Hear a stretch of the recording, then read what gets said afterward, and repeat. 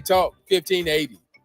Hello, KBLA delegation. Tavis Smiley here. On Saturday, October 25th, LA Trade Tech becomes the epicenter of ideas that matter. The Left Coast Forum is bringing together voices that challenge, inspire, and illuminate, with keynote presentations from people like noted economist Richard Wolff, the man who breaks down capitalism in ways that make sense to working folk like you and me, and Dr. Cornel West will be there, the brilliant philosopher and activist who never stops fighting for justice and speaking truth to power and to the powerless, for that matter. So this isn't just another conference. This is where ideas get tested, where the conversations that shape our future begin. Multiple plenary sessions, dynamic speakers, real talk about the issues that impact our communities, and then some good food and a live band. Saturday, October 25th, LA Trade Tech, Left Coast Forum. The event is free and open to the public, but you must register at our KBLA1580.com website, where you can also peep the plenary topics. The future belongs to those who show up and engage. So don't just think about change, be part of the conversation that creates it. The Left Coast Forum is brought to you by the LA Progressive, the Empowerment Congress, Community Coalition, Partnership for Growth LA, Southwest Voter Registration Education Project, LA Care Health Plan, United Teachers Los Angeles, Black Progressive Action Coalition, St. John's Community Health, the National Lawyers Guild, the Weingart Foundation, and more. Space is limited, so if I were you, I'd register right now at KBLA1580.com. Your voice matters, your presence matters. We'll see you there.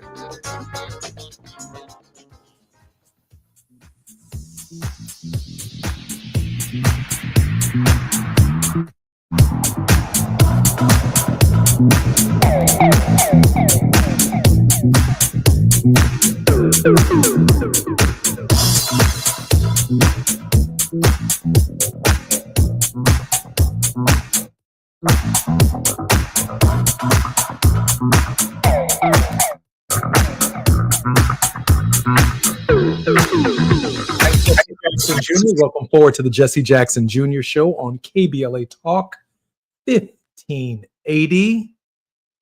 I had a wonderful chat earlier today with Brother Tavis Smiley. Brother West, Cornel West, was in transit and was unable to be on the program today, but he is the most consistent and thoughtful brother in the history of philosophy. And so I want to let Cornel West know that it was an honor for me to step in for him on the Tavis Smiley Show, knowing full well that he will return very soon. We have a hot series of discussions for the next 2 hours here on the Jesse Jackson Jr. Show on KBLA Talk 1580. Our very special contributor on Worldwide with P.L. De Silva. Dr. De Silva will be our very special guest in the first hour, and I'm particularly excited that Dr. De Silva is bringing onto our program Rear Admiral Hayes. Rear Admiral Hayes assumed the position as Director of Intelligence for the United States European Command, Germany, in January 2010. He has responsibility for all theater intelligence systems, plans, policy, and contingency intelligence activities of the United States forces in the European theater. A graduate of Indiana University, he initially worked in the private sector for 5 years before being commissioned in August 1982 as a naval intelligence officer. More on Rear Admiral Hayes's bio in a little bit, but I want to reflect on, just for a moment, in the absence of Brother West in the first hours of Tavis Smiley's show, a love supreme. That's really what we're talking about in light of all of the confusion that is taking place in our world, emanating from the highest office in the land. And in a real sense, it really doesn't matter what kind of government exists, although I'm the biggest fan of the American experiment and the idea of our evolving democracy. But the fact of the matter is, even monarchy, tyranny, if you will, which is a force within the idea of authoritarianism, if there is benevolent monarchy, if we had a monarch who was benevolent, whose spirit was like that of Jesus of Nazareth, would I care? Someone who looked out for all of the people, someone who healed the sick, counseled those who need counseling, provided health care for all of the people at every level of their existence,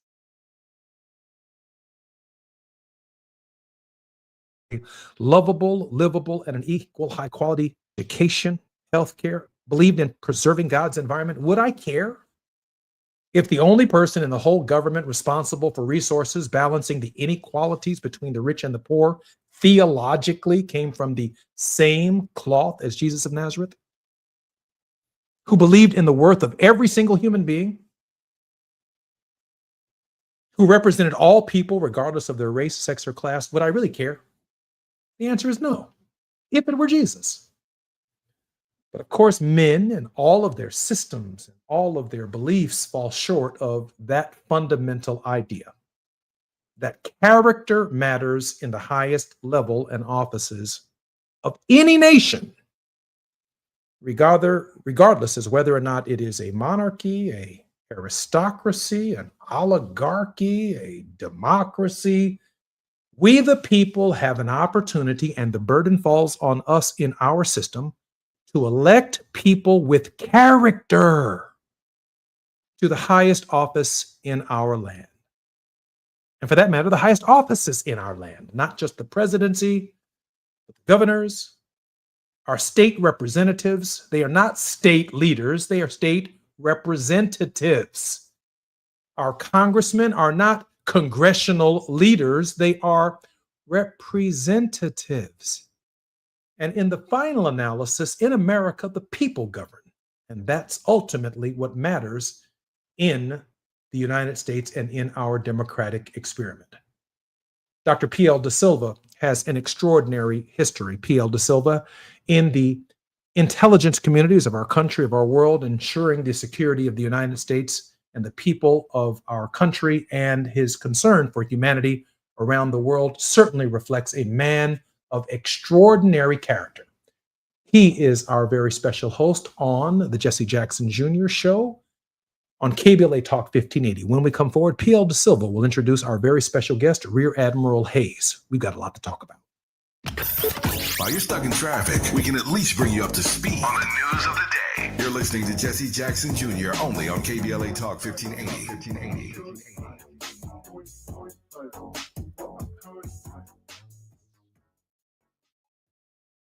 With a KBLA Talk 1580 editorial, I'm Dr. Nicolai Corte. Let's preserve Black land stories before they're lost forever. I want to personally invite you to be a part of something historic. As journalist in residence for the Black Land Lost Narrative Archive Project, I've joined forces with powerhouse attorney and social justice champion George Fothery, the man who helped make history by delivering justice to the Bruce family in Manhattan Beach, securing the first known return of land unjustly taken from Black owners by a local government. That victory was monumental, but it was just the beginning. For generations, Black families have acquired land through grit, faith, and determination, only to lose it through violence, legal loopholes, forced sales, and systematic racism. What's been taken goes far beyond dirt and deeds. It's the erasure of wealth, identity, and legacy. That's why we've launched the Black Land Lost Narrative Archive Project, a national effort to collect, protect, and preserve the stories of Black land lost before they're buried, forgotten, or erased altogether. Because there's power in telling Black stories, there is resistance in remembering, and there's justice in being seen and heard. This is where you come in. We're inviting you to be a part of this historic Black narrative archive. If you or someone you know has experienced land loss, displacement, or forced property sales, your story deserves to be heard and remembered.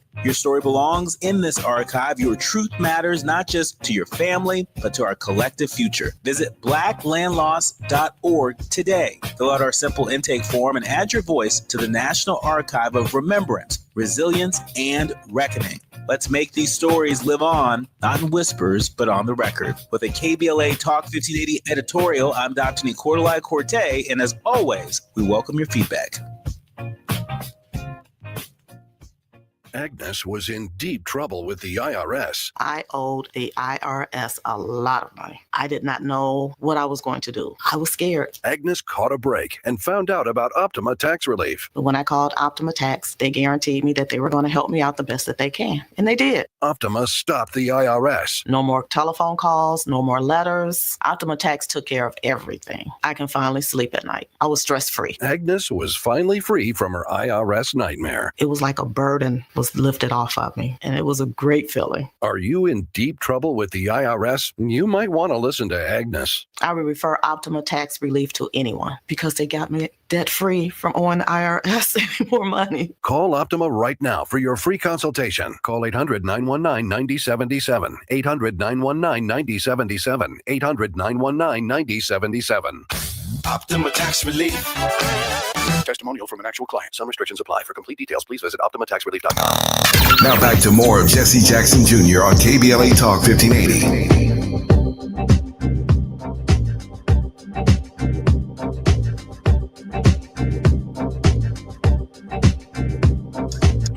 I'm Jesse Jackson Jr. Welcome forward to the Jesse Jackson Jr. Show on KBLA Talk 1580. Experienced director P.L. Da Silva with a demonstrated history of working in think tanks, industry and academia, the United Nations, political and military affairs, and the private sector.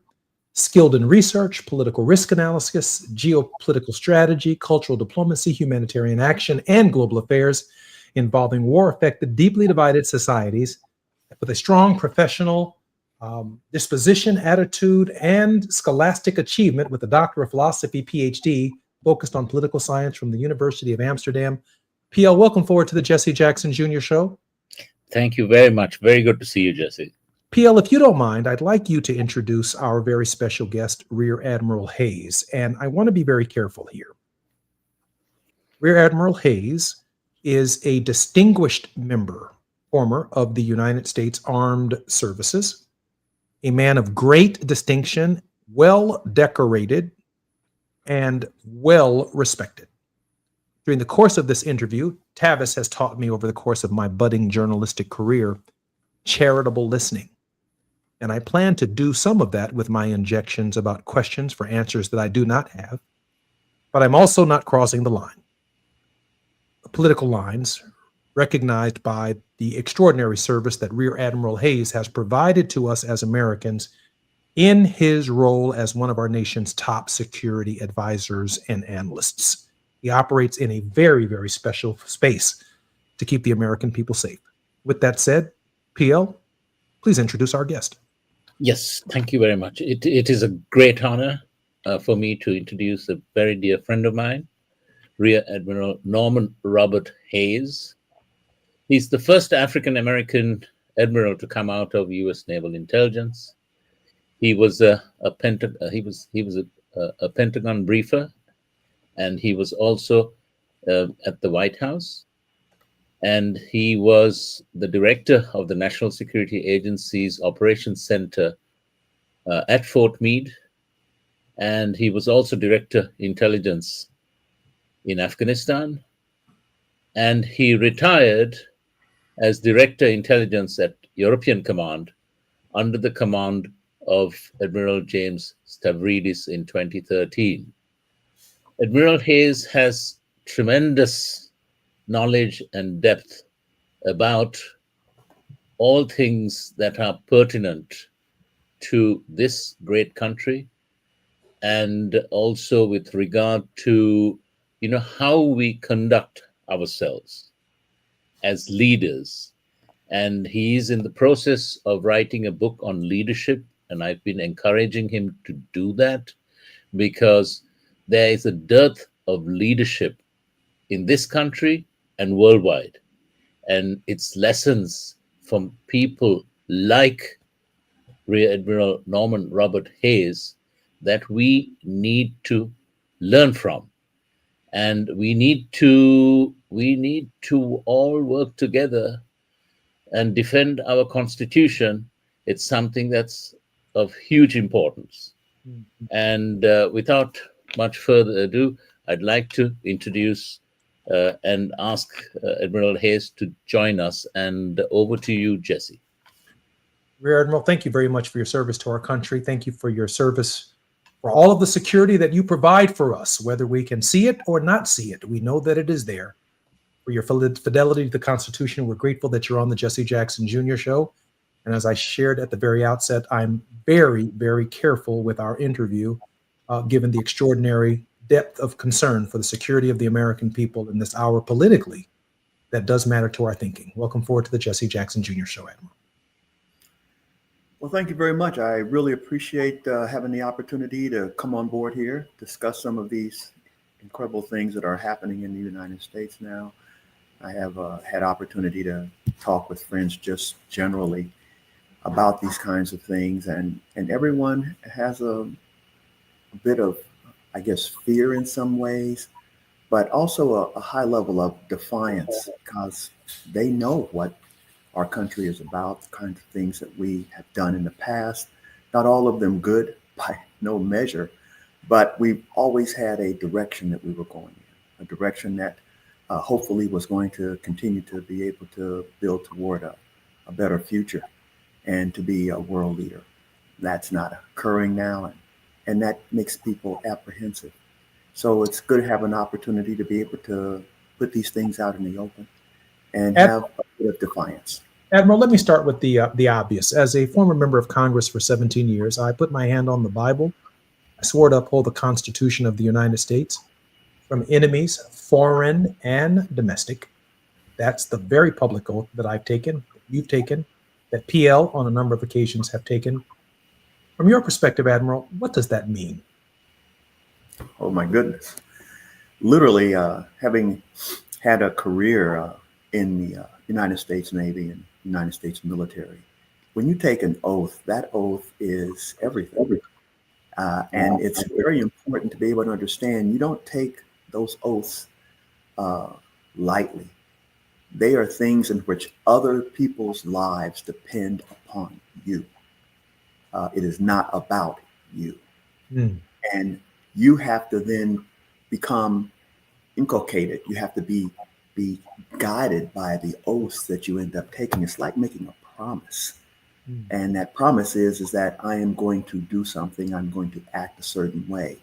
And I am prepared to be able to give everything if asked. So those oaths are vital. It's like the character that you would end up wanting to have if you were a leader. I think you can sort of equate the two. When you are a leader and you are in a various situations which will occur in terms of being in that position, the things that you say to others, the actions that you take have to be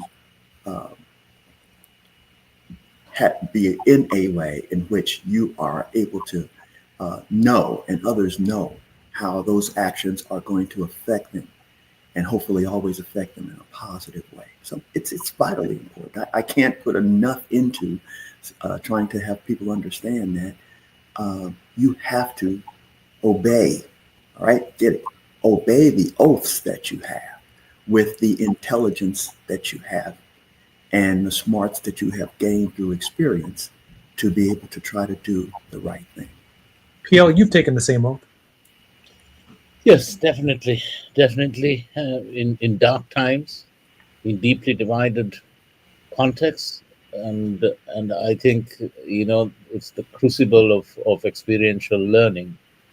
And I would like Admiral Hayes to tell us about how he sees this great country, especially during this high-level week at the United Nations, where all the world's eyes are on us.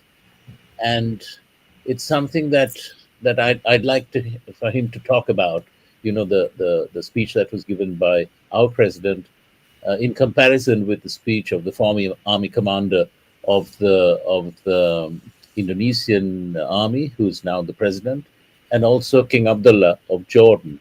And I'd like to have Admiral Hayes kind of unpack this for us, because I think it's important for your viewership and for the American people to understand what leadership truly is. Admiral? Yeah,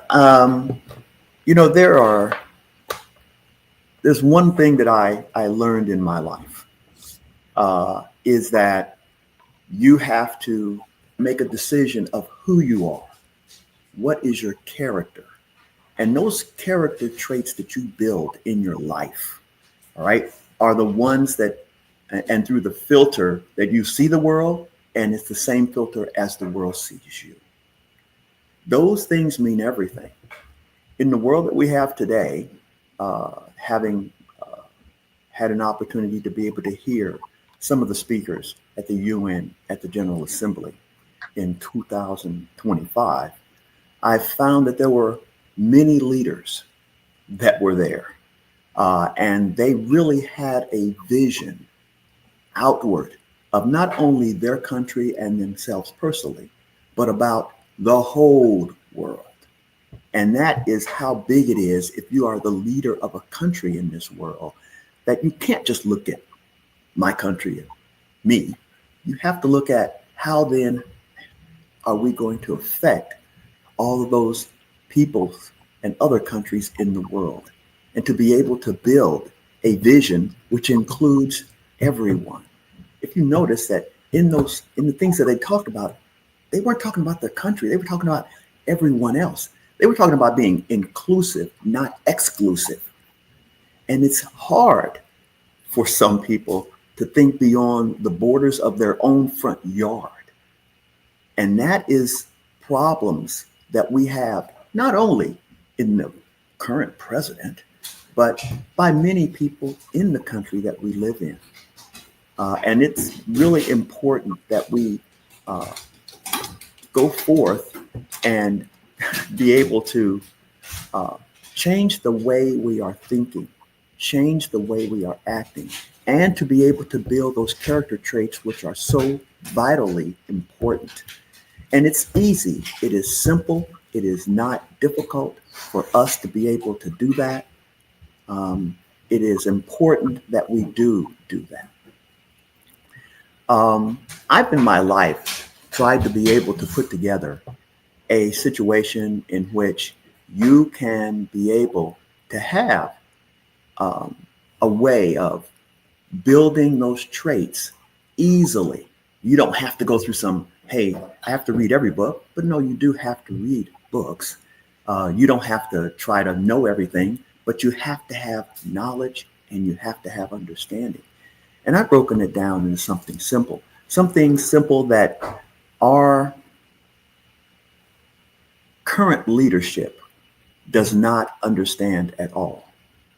And it's unfortunate that they don't, but it's true that they have no idea of what it is to be a leader and to be able to act appropriately when you're there.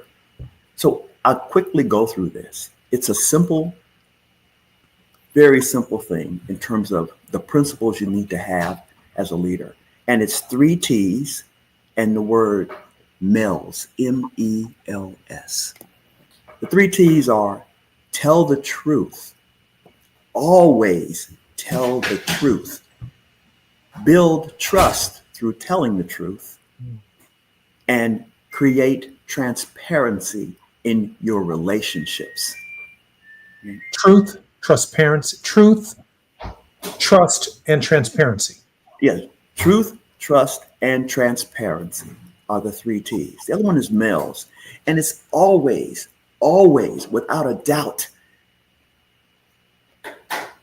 be a person who is going to be moral, ethical, and obey the laws, legal. All right, those things are the standard. They are indelible. Right? And you build that upon a foundation of spirituality, a foundation of faith. Those things in your life, once you put them in your life, truth, trust, transparency, moral, ethical, legal standards at the highest level, and you build that on a foundation of faith, of spirituality, you have to put them inside yourself and they become indelible, right? You never, ever change that. That does not change. It is not something where it is gray one day and white the next. It is who you are, what you are, and how you act. Excuse me just for a moment. Can we take a quick break right now? We can in about 2 minutes. I do understand that there may be something taking place, but you can mute your system for just 1 second. I do want to talk before we come to our official break, to say this, that truth, trust, and transparency is why Rear Admiral Norman Hayes was a Rear Admiral. That is a lifelong lesson. I'm assuming that it melds together, not as individual events that are separated or segregated in his mind, but it is the sum total of the way he's lived his life. And I'm assuming that's the sum total of the way General Russell Honore has also lived his life. I'm also assuming that it is the sum of the life of General Charles Q. Brown Jr., the former chairman of the Joint Chiefs of Staff.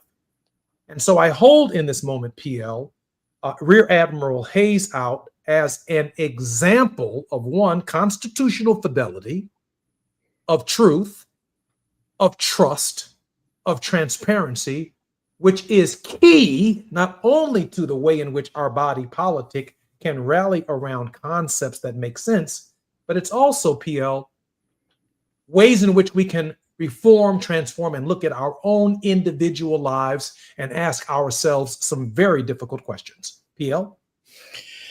Yes, because without integrity, which is what it boils down to, there can be no leadership. And the world is in a very difficult place where we are now. And we need leaders who have the courage, who have the gumption, who have the foresight and the willingness to make change.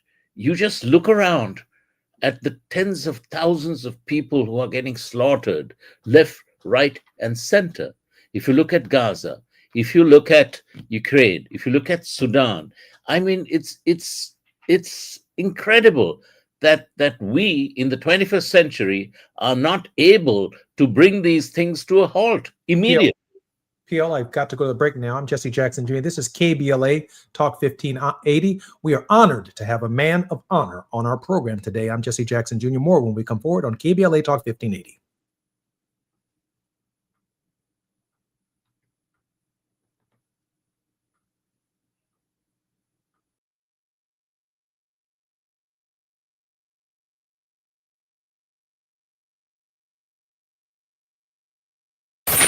The biggest names, the best conversations. You're riding with Jesse Jackson Jr. on KBLA Talk 1580.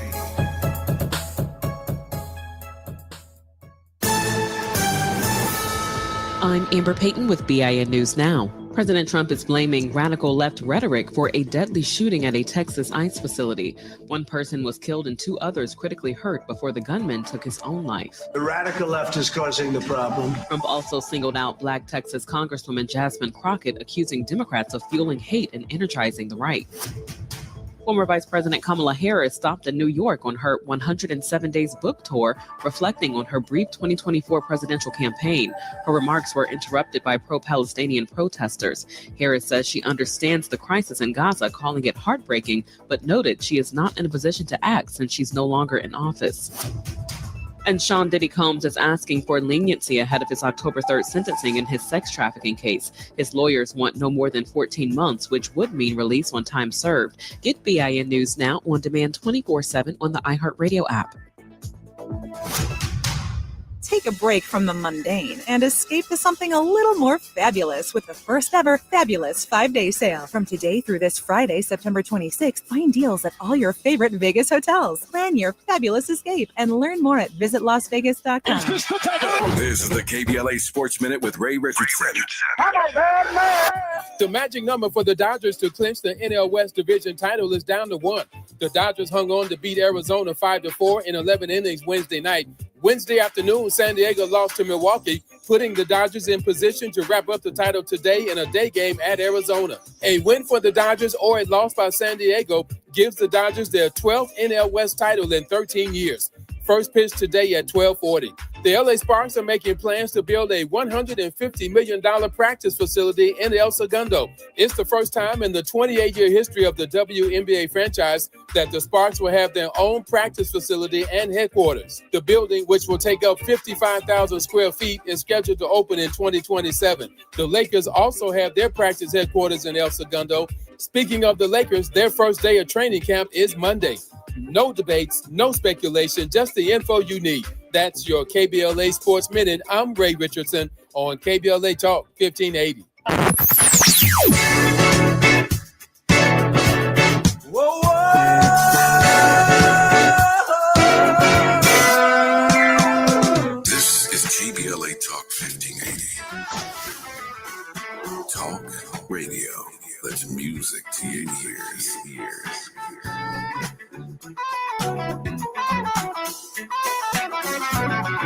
We're unapologetically progressive. KBLA Talk 1580. Hello, KBLA delegation. Tavis Smiley here. On Saturday, October 25th, LA Trade Tech becomes the epicenter of ideas that matter. The Left Coast Forum is bringing together voices that challenge, inspire, and illuminate, with keynote presentations from people like noted economist Richard Wolff, the man who breaks down capitalism in ways that make sense to working folk like you and me, and Dr. Cornel West will be there, the brilliant philosopher and activist who never stops fighting for justice and speaking truth to power and to the powerless, for that matter. So this isn't just another conference. This is where ideas get tested, where the conversations that shape our future begin. Multiple plenary sessions, dynamic speakers, real talk about the issues that impact our communities, and then some good food and a live band. Saturday, October 25th, LA Trade Tech, Left Coast Forum. The event is free and open to the public, but you must register at our KBLA1580.com website, where you can also peep the plenary topics. The future belongs to those who show up and engage. So don't just think about change, be part of the conversation that creates it. The Left Coast Forum is brought to you by the LA Progressive, the Empowerment Congress, Community Coalition, Partnership for Growth LA, Southwest Voter Registration Education Project, LA Care Health Plan, United Teachers Los Angeles, Black Progressive Action Coalition, St. John's Community Health, the National Lawyers Guild, the Weingart Foundation, and more. Space is limited, so if I were you, I'd register right now at KBLA1580.com. Your voice matters, your presence matters. We'll see you there.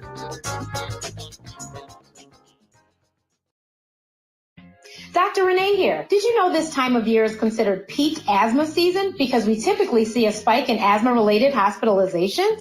If you have asthma and are having difficulty breathing despite medication, it's time to check in with your doctor so you can help avoid landing yourself in the hospital this season. To learn more about managing your asthma, visit www.luma-edu.com. That's LUMA-edu.com. This message is brought to you by Amgen and AstraZeneca. Hey, KBLA 1580 delegation, your health matters to us. We know that information is power, especially when it comes to prevention and treatment. That's why we're proud to introduce the brand new KBLA Health and Wellness Hub. This online space is built just for you, connecting our community to trusted health resources, culturally relevant care, and even access to diverse clinical trials and emerging therapies. Whether you're looking for information on common conditions, mental health support, or just want to stay on top of your wellness journey, we got you. And the best part, it's all on our website at KBLA1580.com. Accessible, empowering, community focused. So just go to KBLA1580.com and click on the Health and Wellness Hub icon, because knowledge is power and your health is everything. At KBLA Talk 1580, we've got your black. You're listening to Jesse Jackson Jr. on KBLA Talk 1580.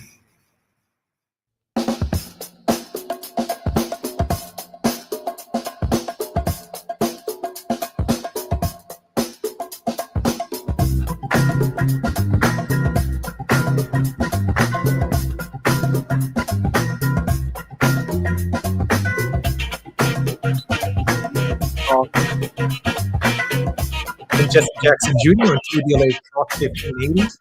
We are here in Washington, D.C. at the Congressional Black Caucus in 2025. Our very special regular contributor on Worldwide is with Dr. P.L. De Silva, who's an experienced director with a demonstrated history of working in think tanks, industry, and academia, the United Nations, political and military affairs, and the private sector. Skilled in research, political risk analysis, geostrategy, cultural diplomacy, humanitarian action, and global affairs involving war-affected, deeply divided societies. PL, welcome forward to the Jesse Jackson Jr. Show. Thank you very much, Jesse. PL, thank you also for inviting our very special guest, none other than Rear Admiral Hayes. Rear Admiral Hayes is a well-regarded and well-decorated man of honor who's been sharing with us some of the traits that he's learned in his decades of public service to the American people, to people around the world, to guaranteeing our personal and national security. And they include trust, truth, not necessarily in that order, and transparency. Truth, trust, and transparency. And just before the break, Rear Admiral Hayes, we were going to seek the definition of what you meant by it all melds together. Rear Admiral Hayes, thank you for your service to our country. Please continue. Thank you again for having me on your show. This is a wonderful honor. And being able to explain to a wide audience why these particular traits are important, not just for me. You know, I had a reason where I built this up and had to be able to use them, and for many reasons that go behind that. But this is something that everyone can use in their everyday life. It is a way that you can act. It forms your thinking, and it is really important in how you are going to interact with others and how you're going to treat them. It's really a game changer if you can be able to get to this point, to be able to build enough confidence to act in this particular way. And I will tell you that people will flock to you, right? Because of the standards that you set that they cannot set themselves. They see in you what they wish they could see in themselves. And I don't care how important and powerful another person is, they will be afraid of you because of your commitment to those 7 simple words. It is so important. Leadership in this world is important. Leadership in this country is important. As far as I'm concerned, leadership is everything. We can hearken back to those individuals, those leaders in our past, who, when you looked at them, the hairs on your neck would stand up because they emitted something that you said, I want, because of who they are and what they represent. It is so important for us. Everyone has 2 things inside of them, right? Everyone has 2 things inside of them. The first thing is they want to be led. The second thing is they want to be a leader. That is a fact. You can find anything. It's in children. You don't even talk to them, and you see that that's the thing they want to do. I want to follow this person, and I want to be an opportunity to be a person that leads others. We do not work in this country at this particular point in time to be able to build those in individuals. We just don't do it. It's not something we have. It's part of our 250-year history of being an independent person and running out and doing things independently. I will tell you that nobody does anything independently unless they get on a horse and go out there where there are no people and they live their lives. Because other than that, they're going to interact with everyone else. And you have to know how to interact, and you have to know how to bring people together. I had to do that throughout my naval career. And I was at a handicap, to be honest with you, because there were a dearth of, one, really good leaders, period, who understood that. And two, I was Black. Let's just call it exactly what it is. I was a Black man in a white military. And so those things, in terms of how you acted and the things that you did, you became like a microbe on a microscope, on that little, plate that they have down there. And everybody was looking at you, and they weren't looking at you from far away. They were looking up at you as close as you could be. And once you determined that, once you became that person that they went, wow, that person isn't like me, they actually are better than me, then that's when everything changed. And I had a very unique career. Admiral, let me ask this question, and then I'm going to ask PL De Silva, to give me some latitude in the final segment of our show after the break. But out of respect for the man of honor, I want to say this: truth, trust, transparency, all melding together in the form of some kind of faith value that emerges from that personal ethic that you've observed in other men and women of honor. In your leadership role, obviously in the Navy and other branches of the service, we have about a minute and a half before this question, but I know you can take an hour to answer that before we come forward. It seems to me that when you meet an 18-year-old or a 19-year-old or a 21-year-old or older who enters the service for the first time, you yourself, as their commanding officer, introduce them to a new value system that is a lifetime of service. That's correct. You do. You have that responsibility. The uniqueness about military service, whether you like it or not, or you like military people or you don't, or you think that we shouldn't have armies or navies or Marine Corps or other things. The thing is that you have a moral responsibility to build others up. You have a moral responsibility to act in certain ways. And I know a lot of people who are in leadership positions that don't do that are in the military. But if you do it correctly, they will flock to you. They will literally flock to you. You underestimate the capacity and capability of people who are 16, 17, 18, 19 years old. They do it every day. That means people underestimate. And that is the problem that we end up having, is that it's like saying, well, you don't have enough experience to understand. Go get some more experience. That's not the truth. You have to challenge them, and you have to give them responsibility. And then you have to, as yourself, as the leader, be able to guide them. Last thing I'll say, here's a really important thing. If you really want to be a leader, you are going to give out more energy than you receive from the people around you. That is a prerequisite for you to be able to do.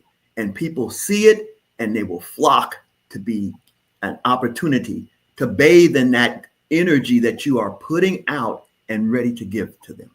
I'm Jesse Jackson Jr. You're listening to the Jesse Jackson Jr. Show, Thought-Provoking Thursdays on Worldwide with Professor P.L. De Silva. More when we come forward with a man of honor, Rear Admiral Norman Hayes, when we come forward.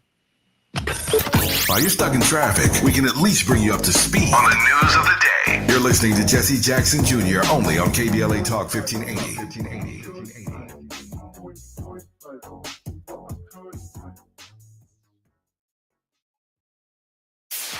KBLA Talk 1580. We've got a lot to talk about.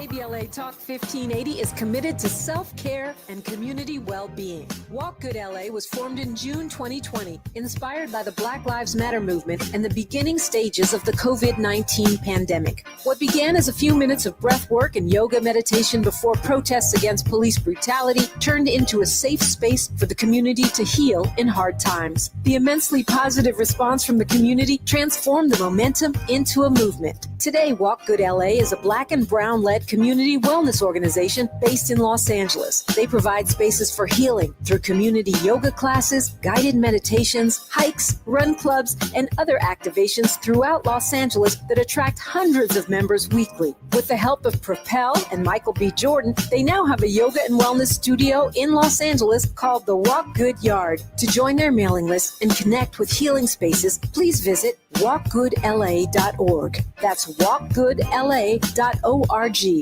Or find them on Instagram at walkgoodla. This is a community call to action, a community call to healing from KBLA Talk 1580.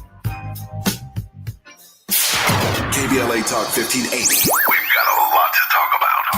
KBLA Talk 1580, connecting you with services and solutions. LA County's new Justice Care and Opportunities Department, or JCOD, is here to support justice-involved individuals and their families. The JCOD Support Center is now taking calls at 1-833-LACJCOD. That's 1-833-522-5263. Available 7 days a week from 6 a.m. to 11 p.m., the Support Center is your one-stop shop for re-entry issues and court support. They offer court reminders, connections to local services, transportation assistance for housing, court appearances, and childcare. The JCOD hotline provides personalized help to connect you with services that you need. And don't forget to check out justiceconnect.org for more information. Remember, it's free and available every day at 1-833-522-5263. This is a community call to action from KBLA Talk 1580. Nearly 7 million Americans aged 65 and older are living with Alzheimer's disease, or AD. But did you know that Black adults aged 65 and older are twice as likely as white adults to develop AD? You may be able to reduce your risk by managing conditions like diabetes and high blood pressure, being physically active, eating healthy, and exercising your mind. To learn more about AD, the importance of early diagnosis and intervention, and a potential treatment option, visit treatalzearly.com. That's treatalzearly.com. This message is brought to you by AZI. The following is a paid advertisement by Family Vacation Getaways with the purpose of soliciting sales of vacation ownership. For complete details, please visit fvgradio.com. If you want a 100% complimentary stay at a luxury resort in Cancun, airfare not included, then Family Vacation Getaways is your ticket to paradise. See website for complete details. We're giving away 5 days and 4 nights to the first 50 callers who can name an animal that lays eggs and is not a bird. An animal that lays eggs and is not a bird. Do you know it? Call now, 800-868-6431, 800-868-6431. You're also eligible for an exciting bonus vacation to Orlando, Florida for just $498. And don't worry about anything ruining your plans. We can extend your travel up to 18 months. Name an animal that lays eggs and is not a bird, and get a complimentary Cancun resort stay and an optional bonus vacation to Orlando for just $498. What are you waiting for? Call 800-868-6431, 800-868-6431, and give us your answer. The proceeding is not a contest and is a paid advertisement by Family Vacation Getaways and not sponsored by this program or its affiliates. Now back to more of Jesse Jackson Jr. on KBLA Talk 1580.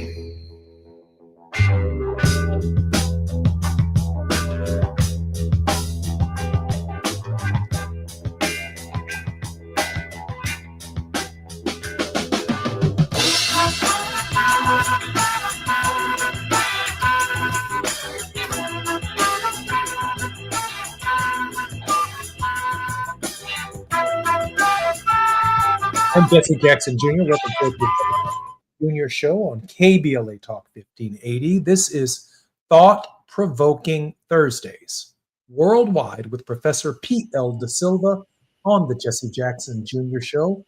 Dr. De Silva, welcome forward to the show. Thank you very much, Jesse.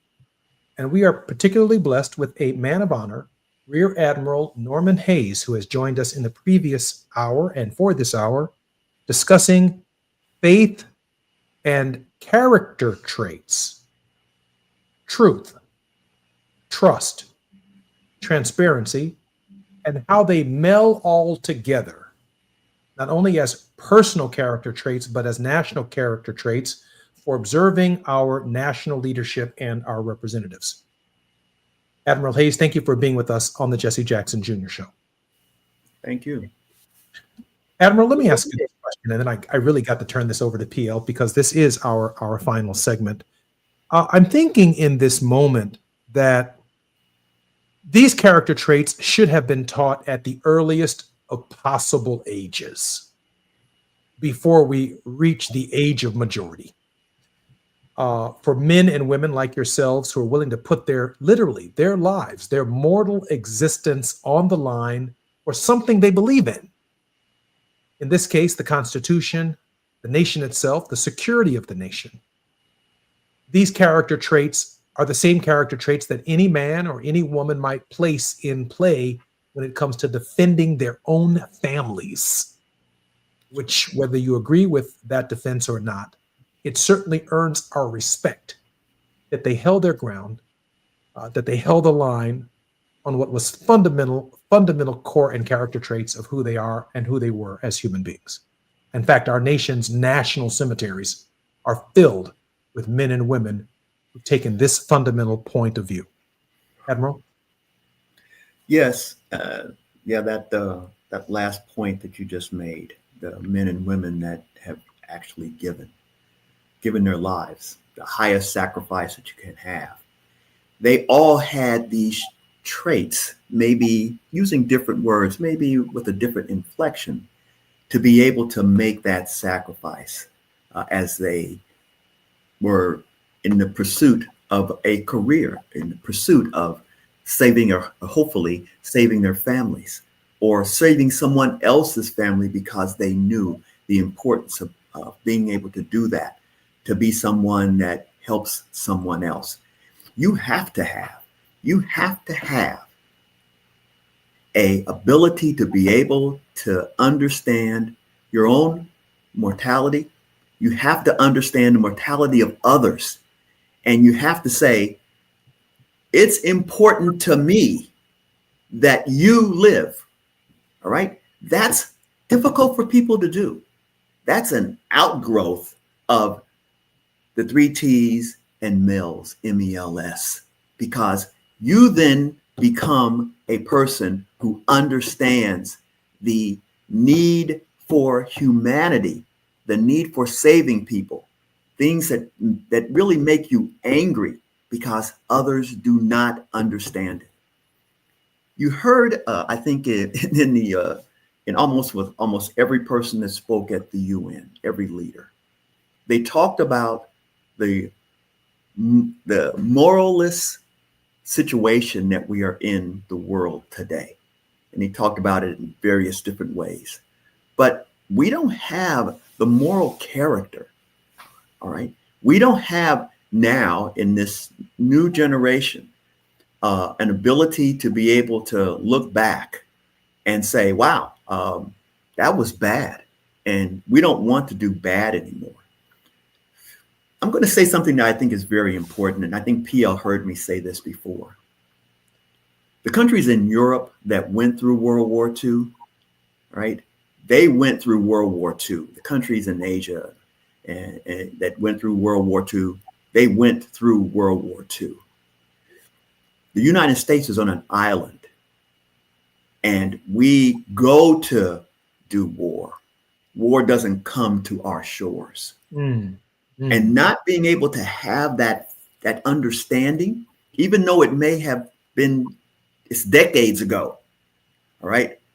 We have a problem in terms of what we want to do and how we want to be able to do it. We're in a new world now. We've been able in this new world to destroy ourselves 1,000 times over easily, but we have had restraint. Smart restraint, because we knew that it wasn't going to be very one-sided if we didn't have restraint. We should build upon that. We need to build upon that restraint that we had.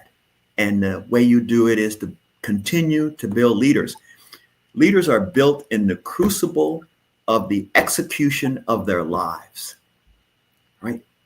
The fire that we go through can steel us, all right, protect us and help guide us in the future. And even though we've recently gone through some wars, the larger aspect is we haven't gone through the types of things that happened during World War II, where literally tens of millions of people died, right? We have little firefights, but when you are in that situation where you were in, you maybe had the responsibility of going out and killing people, total war. You never want to see total war, ever. And it's the change that we've had is that we don't have people who understand what total war is.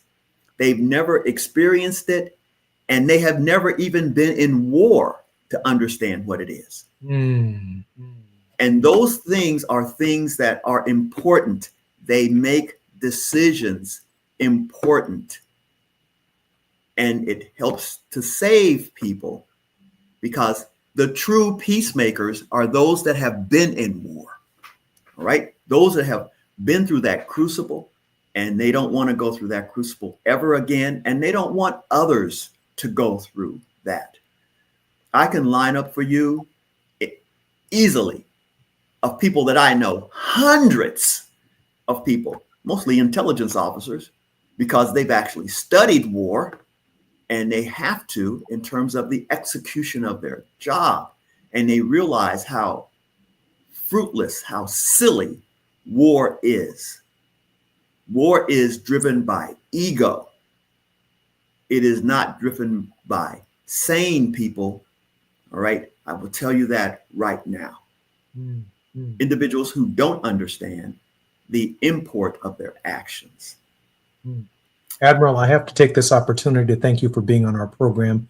And I can't thank enough Dr. P.L. De Silva for bringing his very special friend, Rear Admiral Norman Hayes, to the Jesse Jackson Jr. Show. I hope our listeners have listened very carefully, even to my tonality, of what it means to be in the presence of a man of honor. And this is a man of honor, someone that we respect, someone who sets the standard for our personal behavior, and that personal behavior collectively can become a new national behavior from someone who has lived this life. KBLA honors you, Rear Admiral Hayes, and so do the American people. I'm Jesse Jackson Jr. PL. Thank you so much for Worldwide with PL De Silva on Thursdays, thought-provoking Thursdays on the Jesse Jackson Jr. Show. More when we come forward with Johnny Mack and Worldwide. KBLA 1580 Santa Monica. I'm Amber Payton with BIN News Now. President Trump is blaming radical left rhetoric for a deadly shooting at a Texas ICE facility.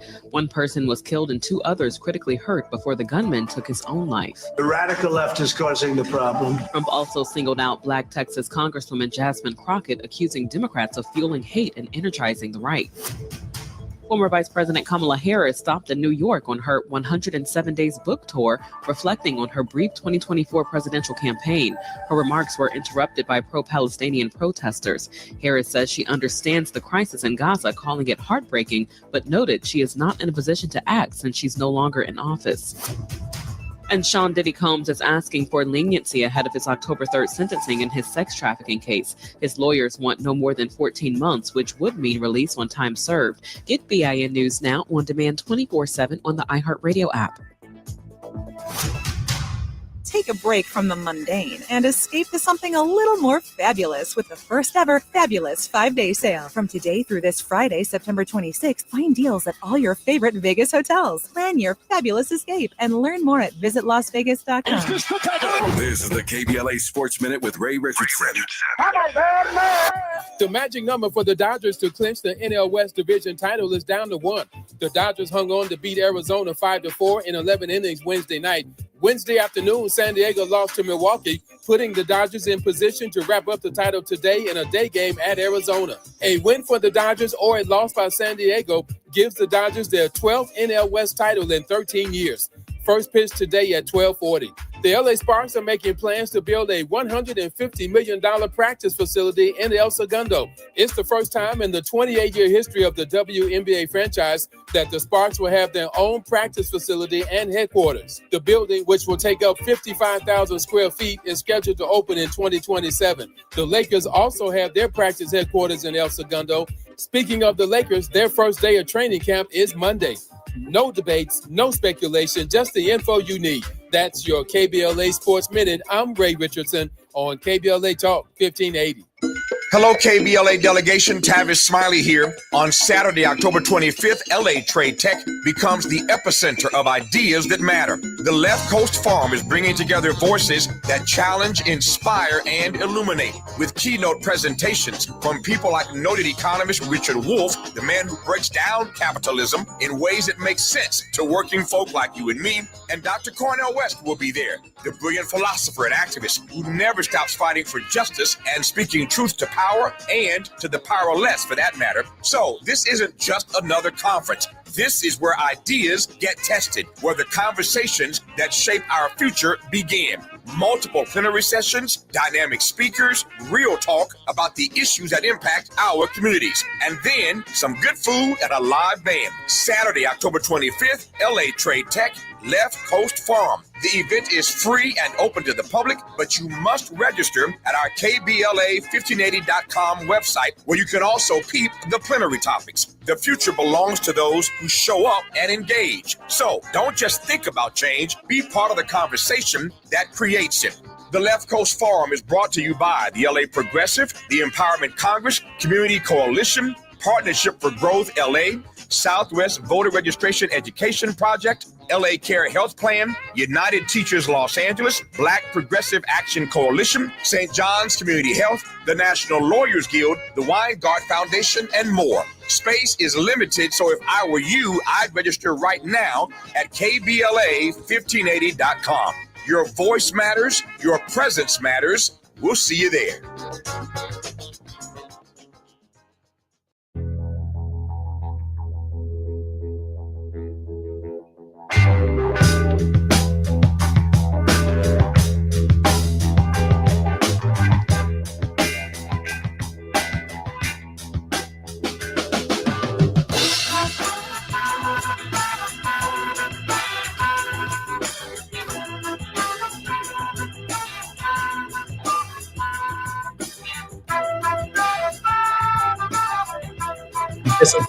Welcome forward to our second hour on the Jesse Jackson Jr. Show, the World Health, with our very special host, Dr. Johnny J. Mack. Dr. Mack is the principal and managing partner of the Johnny Mack Group, founding director of the World House Project, Inc. He's well-traveled throughout the world. I don't know anyone who's traveled more around the world than Dr. Mack, explicating Dr. King's call to restructure the social edifice and its triple evils of poverty, racism, and militarism with a revolution of values that are effected through peaceable power. Johnny, welcome forward to the Jesse Jackson Jr. Show. I think Johnny's mic is still muted. Hey, Jesse. Sorry about that. Good to be here. Hey, Johnny. Welcome forward to the Jesse Jackson Jr. Show. Our show this week is in Washington, D.C., at the Congressional Black Caucus 2025, where the nation's leadership, both congressional, state legislative, as well as national leadership, gathers to discuss issues that affect and are pertinent to our community. And there's probably no greater threat existentially to our existence than the moment, the hour, the end time that we find ourselves in, Johnny. And I was particularly puzzled, knowing that this is our initial segment of 4 on the Jesse Jackson Jr. Show. Johnny, I was particularly troubled by the speech I heard from the President of the United States to the United Nations, teleprompter malfunctions notwithstanding. He decided to speak from his heart. And so much of what you focus on in your work on the world heart, it really is a commandment to our hearts to look a little deeper at what Martin Luther King Jr. was explicating. And when I listened to the President of the United States just yesterday, before the United Nations, before the body and members that you have spoken to individually over many, many decades, I'm saying to myself that what I think I heard was the antithesis of what Dr. King believed and much of the antithesis of what you yourself are advancing at this hour. Johnny? Well, I can certainly agree with you, Jesse.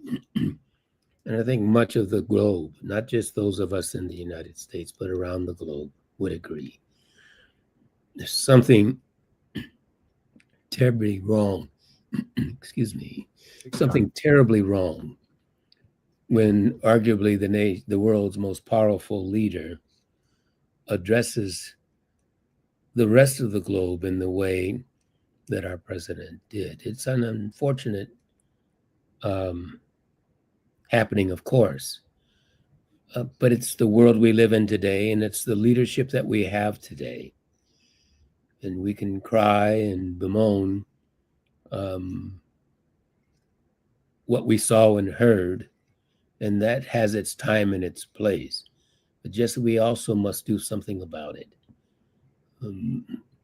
That person, the President of the United States, is who we elected. And if that's not satisfactory, then we have to find new leadership. Johnny, I think about our previous hour where we had Rear Admiral Norman Hayes, a man of honor, a man who has lived his life by a code of honor, from his high school graduation through his college education to being one of our nation's military leaders, a well-decorated man who's writing a new book that includes some character traits that matter to, in my opinion, to the World House. He first begins with truth. I think Dr. King explicated that. He begins with, secondly, trust. And third, obviously, there's this issue of accountability, the third T of transparency. To bring this issue all the way home to how we function in the present, in time, over time, when I talk with Johnny Mack, Dr. Johnny Mack, I have to believe that there is truth, trust, transparency, which I call accountability. So I can say, Johnny, that's not what you said last week. And this idea of melding all three of them together going forward. Johnny, when we come forward, I'm very interested in your response. I'm Jesse Jackson Jr. with the World House, led by our leader, Johnny Mack, on KBLA Talk 1580. More when we come forward with Dr. Johnny Mack. It's afternoon drive time with Jesse Jackson Jr. Only on KBLA Talk 1580. With a KBLA Talk 1580 editorial, I'm Dr. Nicordelai Corte. Let's preserve Black land stories before they're lost forever. I want to personally invite you to be a part of something historic. As journalist in residence for the Black Land Lost Narrative Archive Project, I've joined forces with powerhouse attorney and social justice champion George Fothery, the man who helped make history by delivering justice to the Bruce family in Manhattan Beach, securing the first known return of land unjustly taken from Black owners by a local government. That victory was monumental, but it was just the beginning. For generations, Black families have acquired land through grit, faith, and determination, only to lose it through violence, legal loopholes, forced sales, and systematic racism. What's been taken goes far beyond dirt and deeds. It's the erasure of wealth, identity, and legacy. That's why we've launched the Black Land Lost Narrative Archive Project, a national effort to collect, protect, and preserve the stories of Black land lost before they're buried, forgotten, or erased altogether. Because there's power in telling Black stories, there is resistance in remembering, and there's justice in being seen and heard. This is where you come in. We're inviting you to be a part of this historic Black Narrative Archive. If you or someone you know has experienced land loss, displacement, or forced property sales, your story deserves to be heard and remembered. Your story belongs in this archive. Your truth matters not just to your family, but to our collective future. Visit blacklandloss.org today. Fill out our simple intake form and add your voice to the National Archive of Remembrance, Resilience, and Reckoning. Let's make these stories live on, not in whispers, but on the record. With a KBLA Talk 1580 editorial, I'm Dr. Nicordelai Corte, and as always, we welcome your feedback. Agnes was in deep trouble with the IRS. I owed the IRS a lot of money. I did not know what I was going to do. I was scared. Agnes caught a break and found out about Optima Tax Relief. But when I called Optima Tax, they guaranteed me that they were going to help me out the best that they can. And they did. Optima stopped the IRS. No more telephone calls, no more letters. Optima Tax took care of everything. I can finally sleep at night. I was stress-free. Agnes was finally free from her IRS nightmare. It was like a burden was lifted off of me, and it was a great feeling. Are you in deep trouble with the IRS? You might want to listen to Agnes. I would refer Optima Tax Relief to anyone because they got me debt-free from owing the IRS any more money. Call Optima right now for your free consultation. Call 800-919-9077. 800-919-9077. 800-919-9077. Optima Tax Relief. Testimonial from an actual client. Some restrictions apply. For complete details, please visit OptimaTaxRelief.com. Now back to more of Jesse Jackson Jr. on KBLA Talk 1580.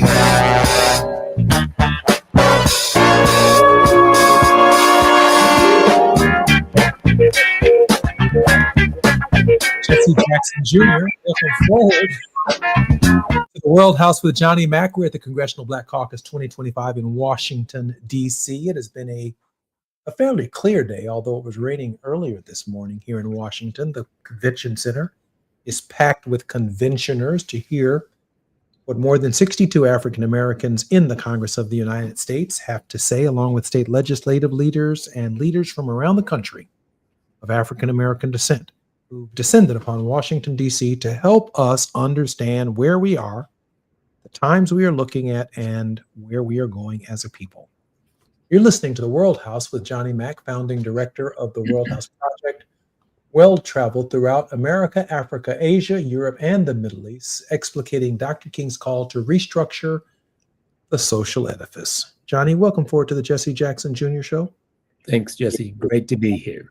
Johnny, I want to pick up on something the Rear Admiral, man of honor, said in our previous hour, because I think in this hour, so much of what you have encouraged over these last several weeks as we continue to explore your thinking on these questions is an inward journey, not unlike the inward journey that Howard Thurman challenged us to be on, to really explore our faith.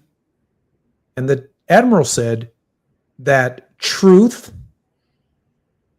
trust, and transparency are not only community character traits, MELs, moral, ethical, and legal standards that all must come together in an individual at the same time.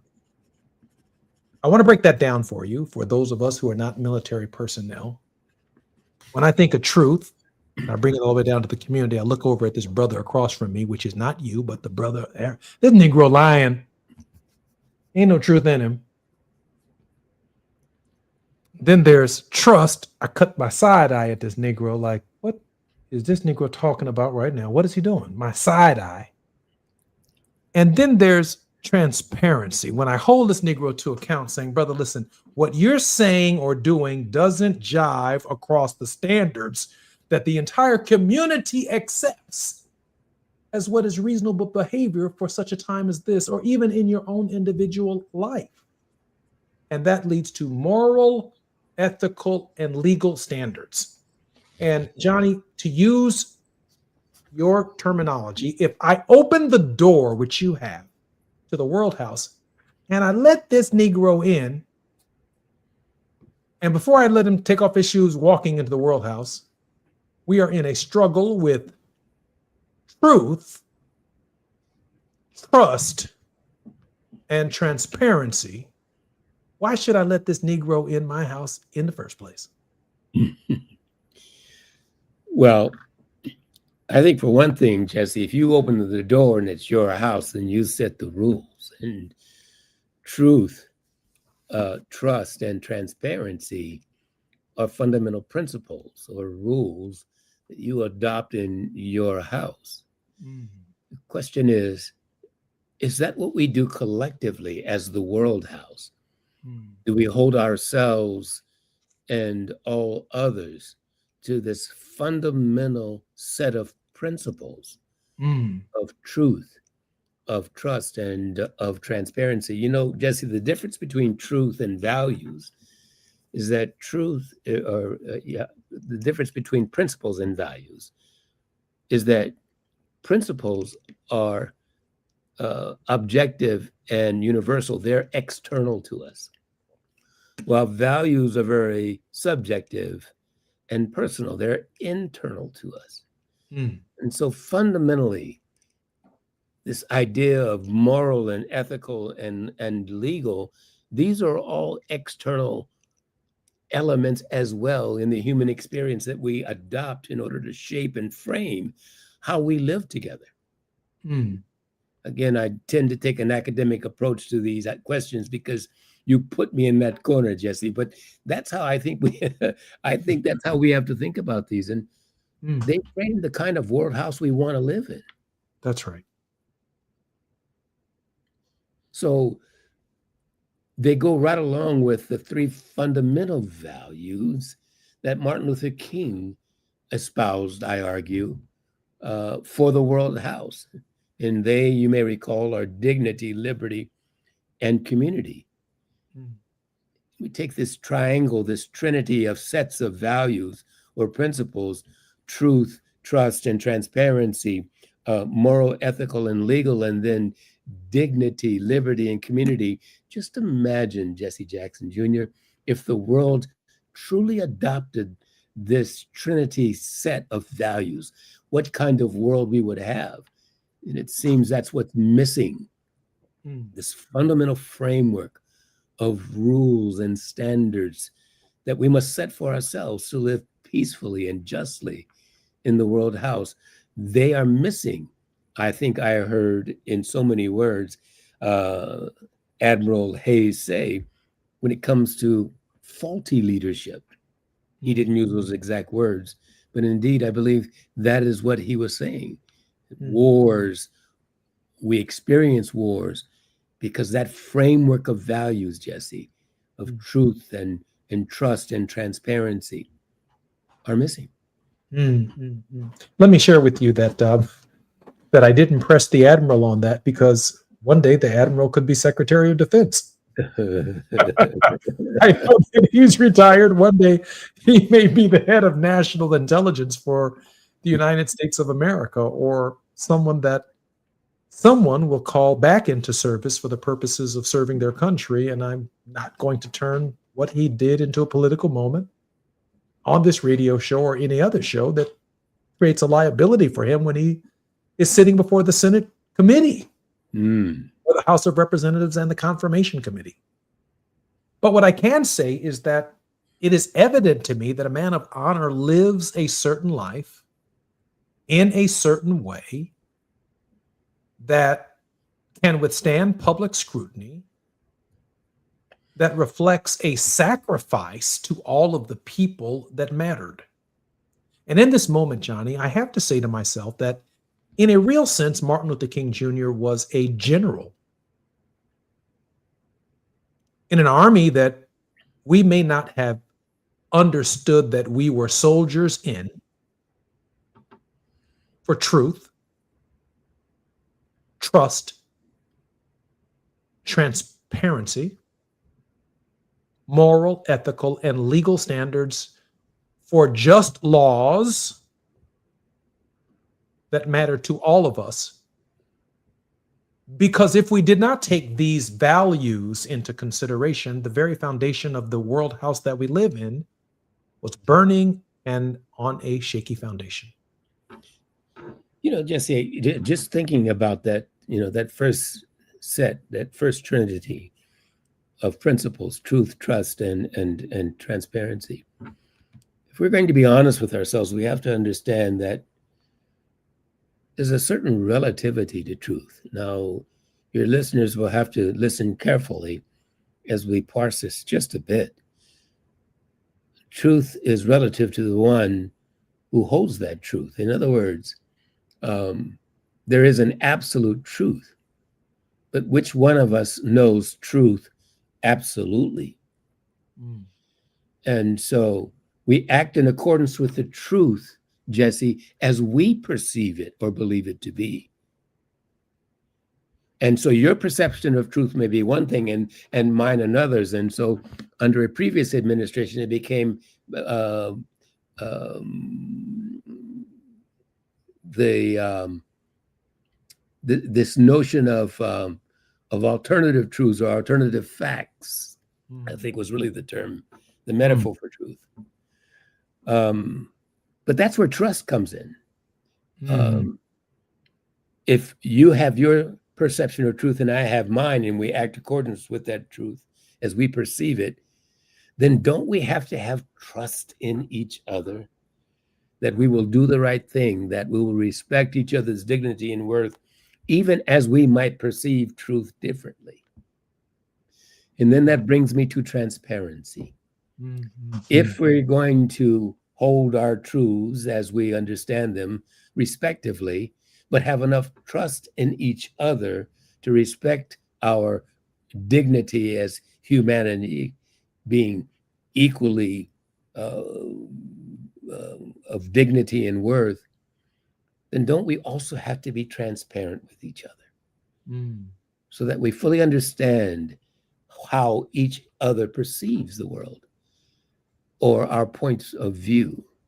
Well, those are very profound and fundamental principles of life that we would all do well to recognize and fully understand. Johnny, in this moment, I'm thinking about something that Thomas Jefferson said that Martin Luther King Jr. held near and dear to his heart. And I hope that our listening audience can appreciate this moment. We hold these truths to be self-evident, that all men, and yes, women, are created equal, and that they are endowed by their creator with certain inalienable rights, that among them are life, liberty, happiness, and the pursuit of happiness. The high ideal of a system. Martin Luther King Jr. begins the I Have a Dream speech in 1963, August 28th, on a sweltering day here in Washington, D.C., on the Nation's Mall, with this concept of what? Truth, trust, we all hold, trust, we all believe, trust, truth. We hold these truths, we, trust and truth, and we're transparent in that we're holding each other accountable to the idea of equality, because these rights come from God, from our one creator, the governor of the universe. He who has brought us thus far along this way. New insights from the admirable, Johnny, on the Declaration of Independence and Thomas Jefferson? Well, you know, as I listen to you, explain Thomas Jefferson's offer to King at the Lincoln Memorial, Jefferson, Lincoln, and King. We're speaking of these somewhat in the abstract. How do we make them very practical to ourselves and to our listeners? That comes to mind. And I think that goes back, Jesse, to the point that you made, that particularly the transparency piece is about accountability. And it's our responsibility, each and every one of us, individually and collectively, to hold ourselves accountable to hold each other accountable and to hold our leadership accountable. We've too often abdicated that responsibility, that accountability to and for ourselves, for others. And it's one of the reasons why we find ourselves in the dilemmas that we experience today. The dilemmas that we experience today, too numerous to name. And our challenge, at least for me, and whatever role I may play in changing the arc of the moral universe or doing my best at 175 pounds, as Johnny Mack has said, to bend the arc of the universe. The universe is a heavy arc for a 175 pounder, but collectively, Johnny Mack has suggested that together we have the weight to actually change and bend the trajectory and the arc of human history. And that I have so much profound respect for, because it's not, as Muhammad Ali said, it's not me, it's we. It's not I, it's all of us being on the same page, being patient enough with us in our what? Our truth, my understanding, the portion of the truth that you understand, your understanding, the small, minuscule portion of the truth that I understand. And then we trusting each other that you're not completely wrong and I'm not completely right. And we're transparent about that. And from this concept, because no one is right in this equation and both sides may be wrong, moral, ethical leadership and standards emerge from that. But not just leadership, an individual commitment. For those who may not even consider themselves to be leaders, they're leaders within their own space. To come together as we enter this door of a new existence together. And in real sense, Johnny, this door is being slammed in the face of many of us, but it is also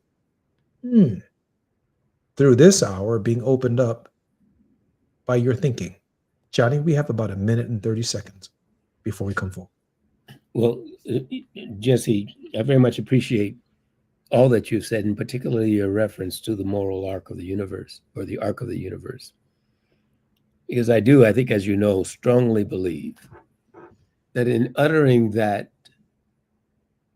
metaphor for how we change our current circumstances to what we want this world house to be, as King articulated, I firmly believe that the moral arc, yes, can be an arc of faith that we expect God Almighty, wherever she may be,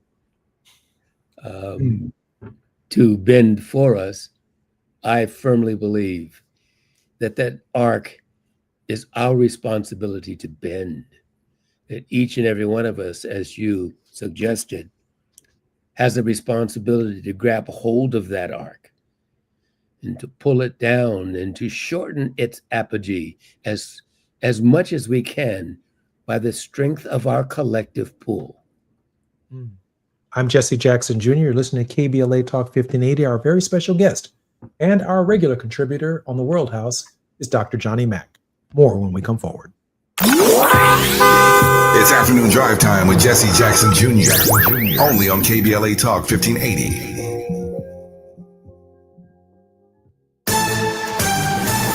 I'm Amber Payton with BIN News Now. Black New York City Mayor Eric Adams is denying claims he was bribed to quit the mayoral race after Curtis Sliwa alleged Andrew Cuomo offered him money to drop out.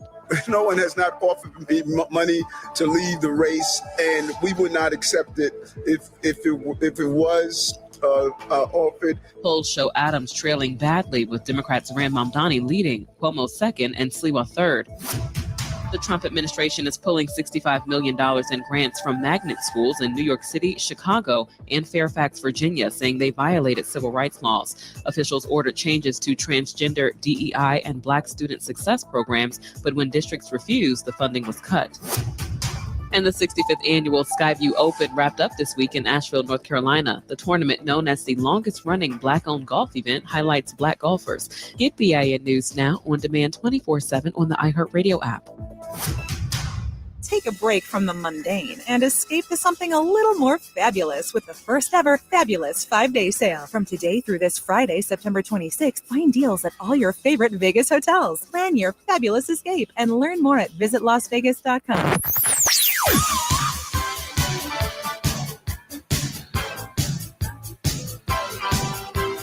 This is KBLA Talk 1580. Talk radio. That's music to your ears. We're unapologetically progressive. KBLA Talk 1580.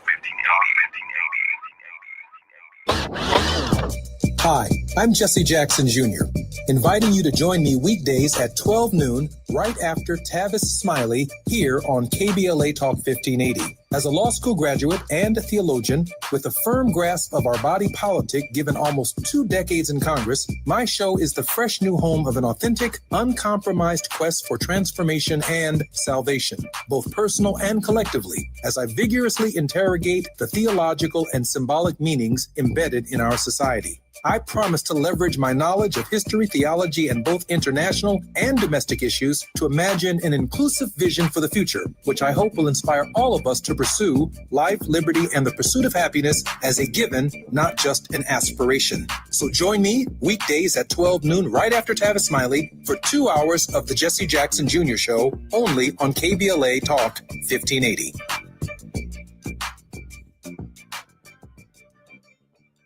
Attorney advertising. Prior results do not guarantee future outcomes. Founded in Los Angeles in 1986, litigation powerhouse Quinn Emanuel has deep roots in the Los Angeles community. Since 2007, we have litigated some of the largest fires on the West Coast. We are proud to be the only AmLaw 100 firm in the country to represent wildfire victims, giving affected individuals, families, and businesses the same focus and individualized attention we devote to our Fortune 500 clients. BTI Consulting has repeatedly recognized Quinn Emanuel as among the 4 law firms in-house counsel least like to oppose in any litigation, and we are often deemed the most feared. And after securing over $80 billion for our clients in various matters firm-wide, we understand why. If you have been affected by the recent wildfires in Altadena and the Palisades and would like to discuss your situation further, please contact wildfire support at QuinnEmanuel.com or call us at 213-443-3050. Quinn Emanuel is proud to sponsor Conversation Live Altadena Rising with James Farr on KBLA Talk 1580. Attorney advertising. Prior results do not guarantee future outcomes.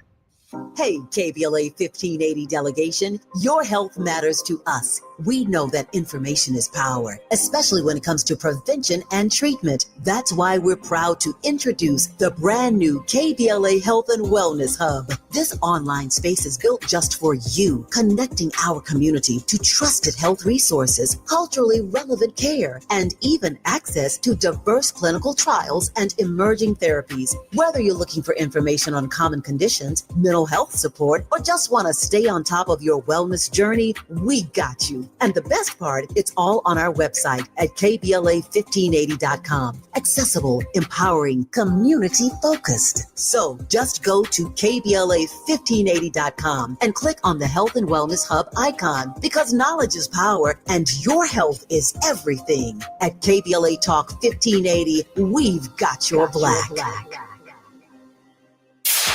KBLA Talk 1580. We've got a lot to talk about.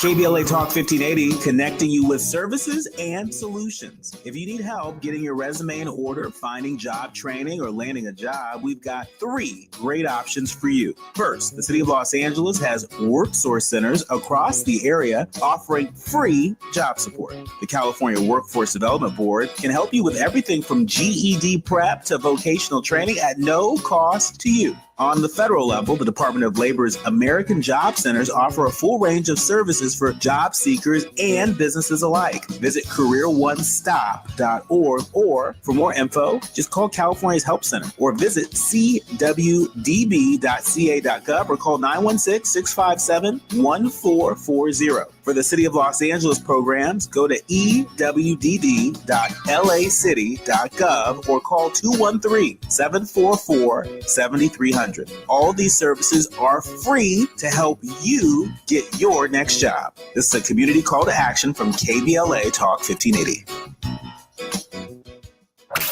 You're listening to Jesse Jackson Jr. on KBLA Talk 1580.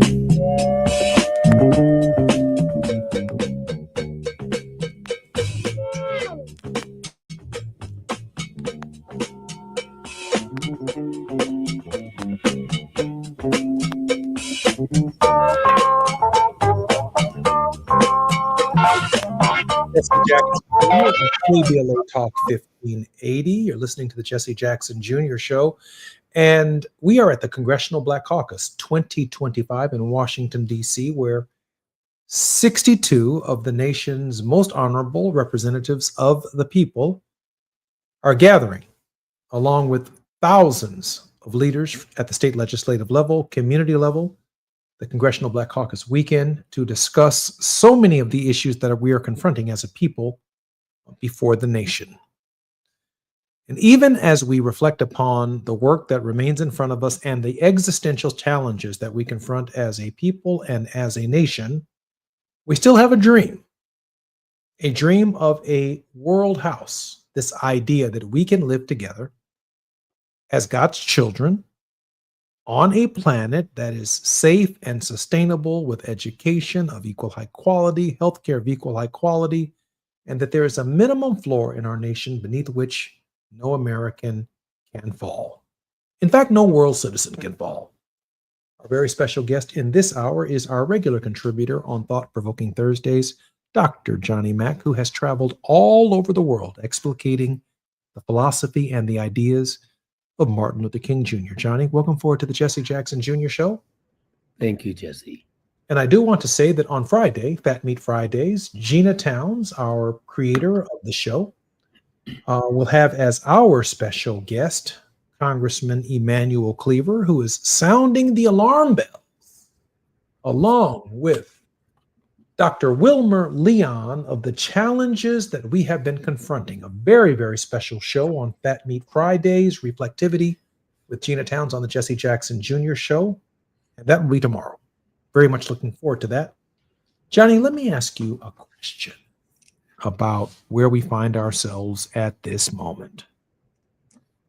I'm thinking that even though we objectively believe in our equality under a supreme being, we fight and find ourselves in these moments struggling with something as basic as having neighbors, loving our neighbors, and respecting people who have fundamental disagreements with us.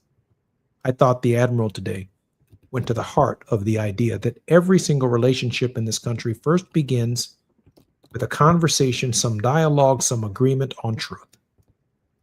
And then there is, I'm looking out for you. And that means trust. And then this question of transparency that leads to moral and ethical leadership in any given circumstance. Johnny, take your time. Yeah.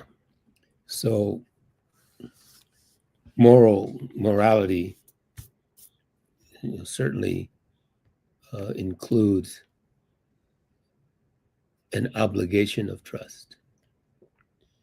And if one's going to be a leader, one's going to hold him or herself out, particularly in elected leadership, where you, and particularly in representative government, in a democracy,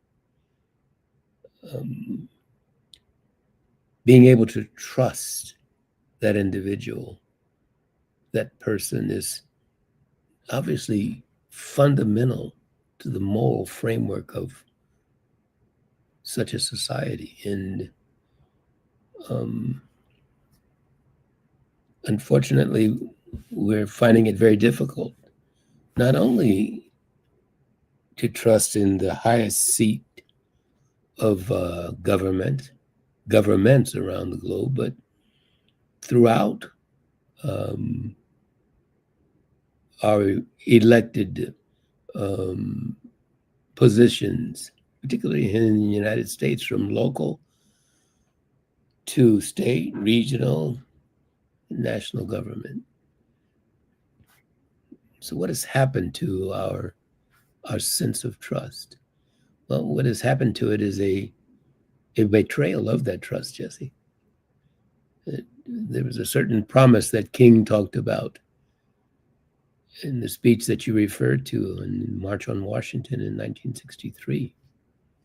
That we should trust in our social contract that we call our Constitution. We should trust that our leaders will hold to that social contract that we call our Constitution. Mm. They will govern and respect that social contract. And it's funny, isn't it, Jesse, that people who subscribe to the whole idea of contracts, we must keep those contracts. Mm. We have a binding agreement. Contracts are sacred. But what contract is more sacred to a nation state than its very constitution? Mm. And we have lost faith in that trust because of the betrayal. Mm. Mm.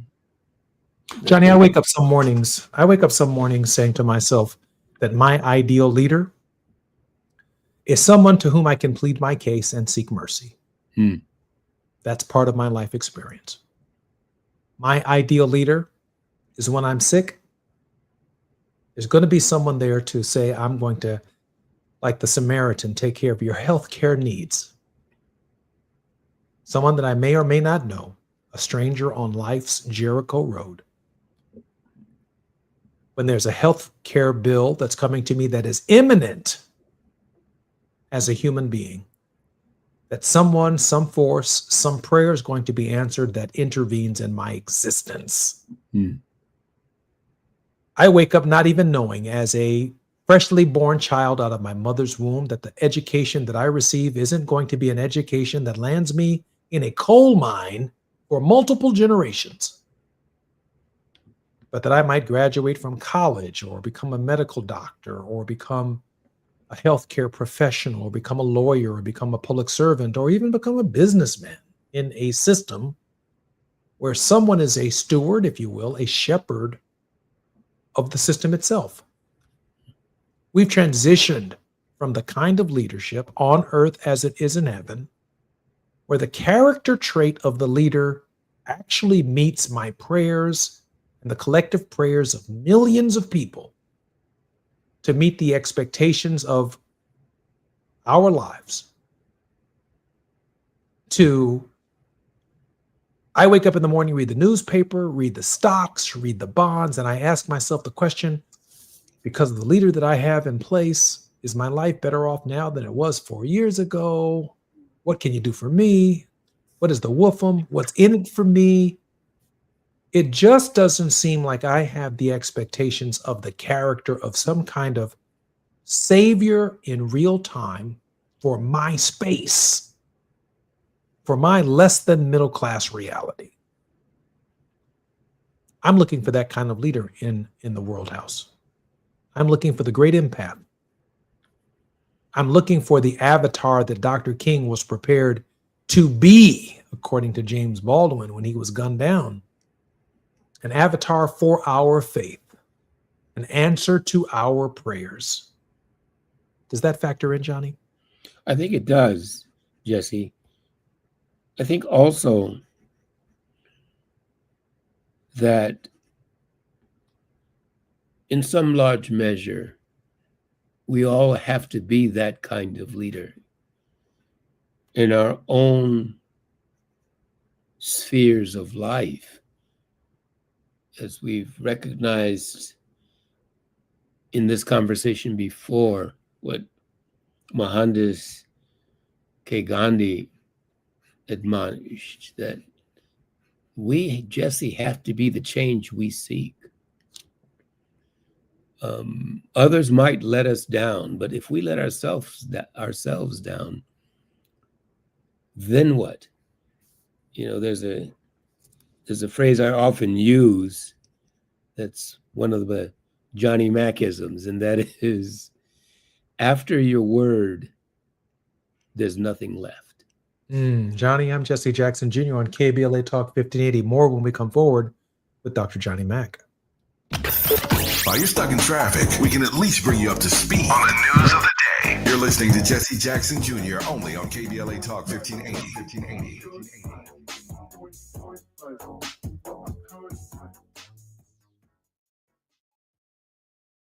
We all hear the radio ads about the IRS. They tell you to be afraid, to be scared, and they try to frighten you into calling. I'm not here to do that. Tax Relief Advocates is different. TRA is here to tell you that if you owe money to the IRS, whether it's $5,000, $50,000, or $500,000, we have a solution. It doesn't matter if you're sitting in your car, at work, or with your kids. No matter where you are, call now. 800-550-9651. Don't lose hope. TRA can eliminate or reduce what you owe to the IRS. Generous programs are now available that can give you a fresh start. Our passion is taxes and helping individuals fix their IRS problems. We have over 1,000 5-star reviews on Google and an A+ with the Better Business Bureau. You don't need to be afraid of the IRS any longer. End your tax nightmare today by visiting us online at TRA.com or call 800-550-9651. That's 800-550-9651. Tax Relief Advocates, real solutions for real people. We all hear the radio ads about the IRS. They tell you to be afraid, to be scared, and they try to frighten you into calling. I'm not here to do that. Tax Relief Advocates is different. TRA is here to tell you that if you owe money to the IRS, whether it's $5,000, $50,000, or $500,000, we have a solution. It doesn't matter if you're sitting in your car, at work, or with your kids. No matter where you are, call now. 800-550-9651. Don't lose hope. TRA can eliminate or reduce what you owe to the IRS. Generous programs are now available that can give you a fresh start. Our passion is taxes and helping individuals fix their IRS problems. We have over 1,000 5-star reviews on Google and an A+ with the Better Business Bureau. You don't need to be afraid of the IRS any longer. End your tax nightmare today by visiting us online at TRA.com or call 800-550-9651. That's 800-550-9651. Tax Relief Advocates, real solutions for real people. Lena Bloom for the Bail Project. Imagine you're stuck in a jail cell and you can't afford bail and someone offers you a way out. Just plead guilty and you can go home and kiss your kids goodnight. What do you do? What thousands have. You plead guilty whether you are or not. Cash bail makes poverty a crime. That's why the Bail Project helps those who can't afford it while fighting to end cash bail. Because freedom should be free. Brought to you by the Ad Council. KBLA Talk 1580. We've got a lot to talk about.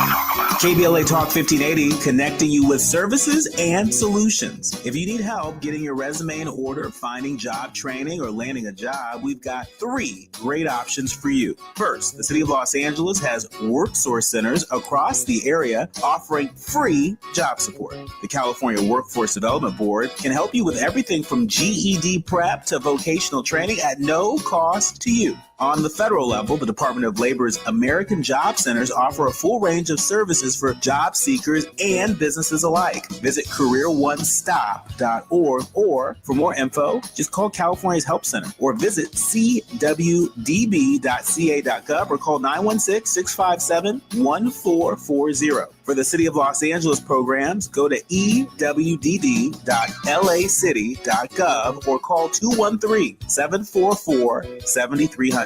All these services are free to help you get your next job. This is a community call to action from KBLA Talk 1580.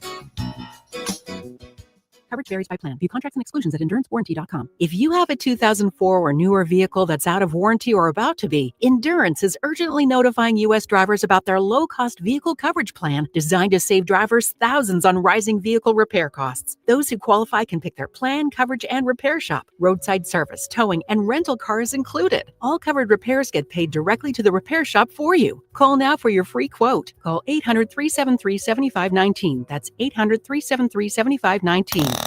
Now back to more of Jesse Jackson Jr. on KBLA Talk 1580.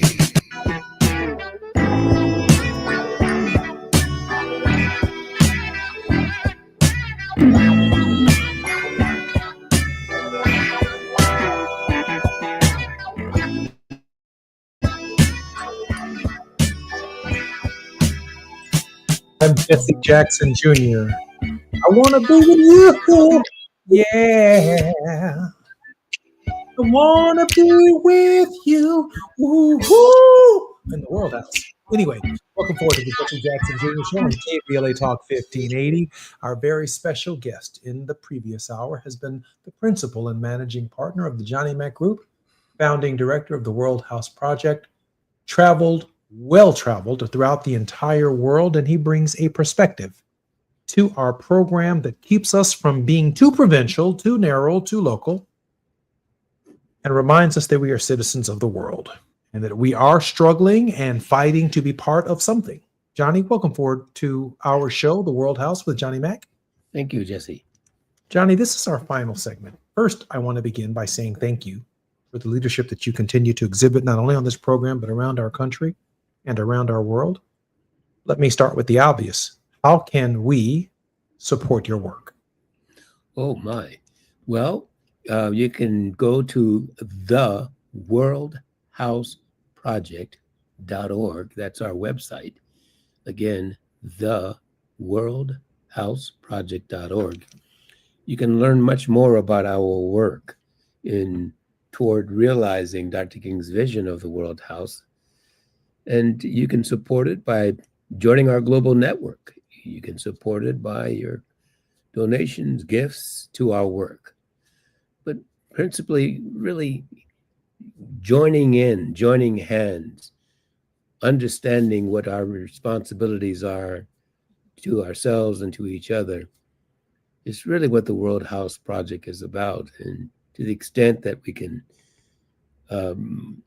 build this global network in solidarity, people who believe in peace and justice, that in itself is the kind of support that ultimately helps to realize Dr. King's vision of a world house.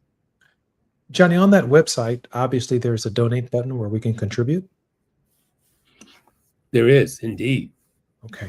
Right, and we're a tax-exempt organization. Your contribution is tax deductible. Thank you, Johnny. Johnny, let me ask you a question. I know this is a difficult question, and I also know this is our final segment on the Jesse Jackson Jr. Show. We talk about bending the arc of the moral universe to reflect our sense of morality. Our producer asked me the question, what is morality? How relative is it?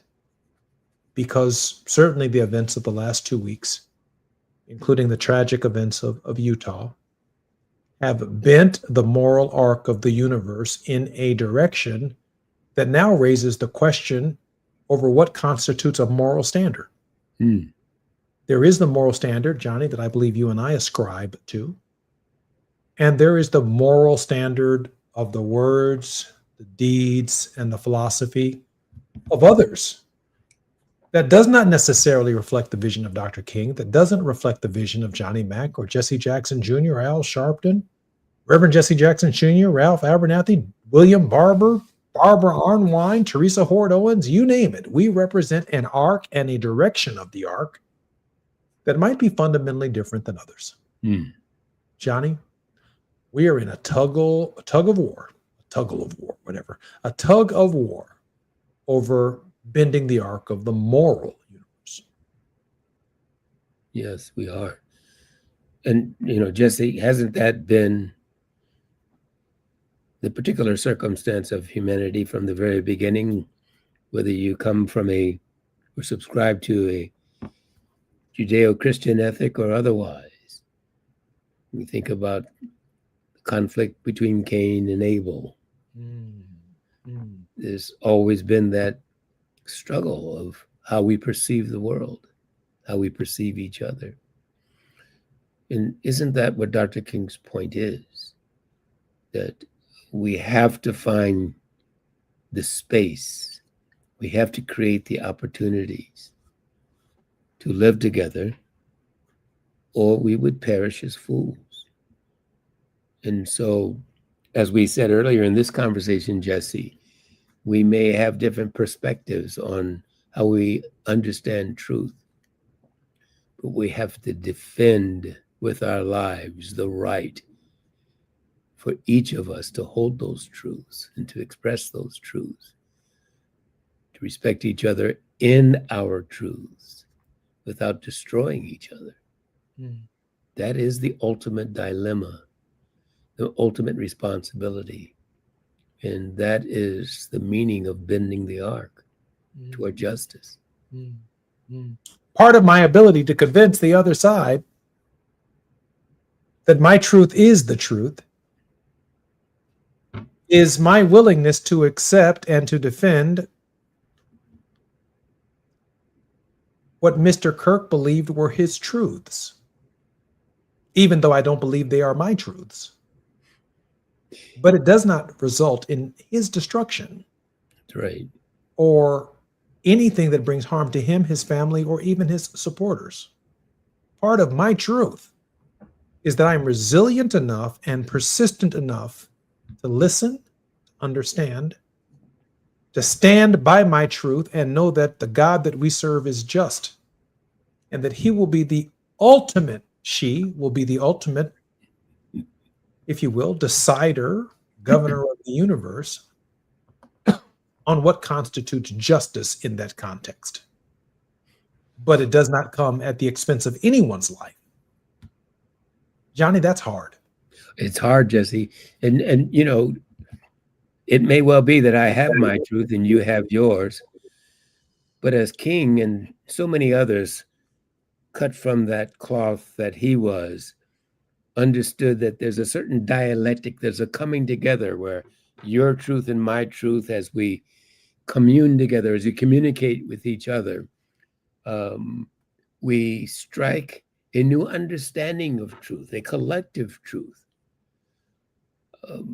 Isn't that really what living together in the World House is all about? It's not so much that we are fastly holding on to our truths, no matter what, but that we are open to the possibility that we may not fully understand the truth, and that there is room for us to be wrong about our truths, and being willing to admit that.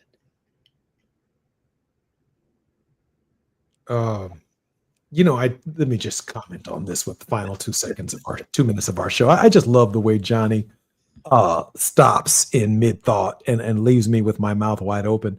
And then I have to come up with something to say because I'm sitting on the edge of my seat waiting for you to say more. And then you just stop cold. Johnny, as a result of that, you have now 45 seconds to end on a word of hope.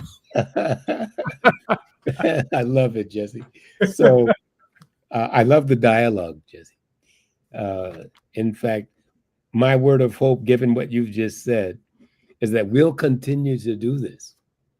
We'll continue to dialogue from week to week and engage each other and with our listeners, that we'll have something to say that is relevant and responsive to their lives, the lives of their families and their communities.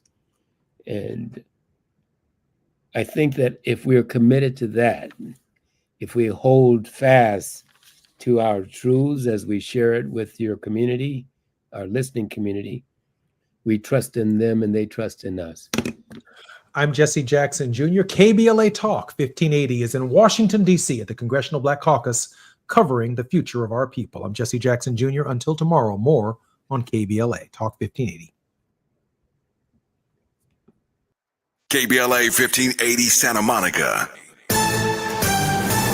I'm Amber Payton with BIN News Now. Black New York City Mayor Eric Adams is denying claims he was bribed to quit the mayoral race after Curtis Sliwa alleged Andrew Cuomo offered him money to drop out. No one has not offered me money to leave the race, and we would not accept it if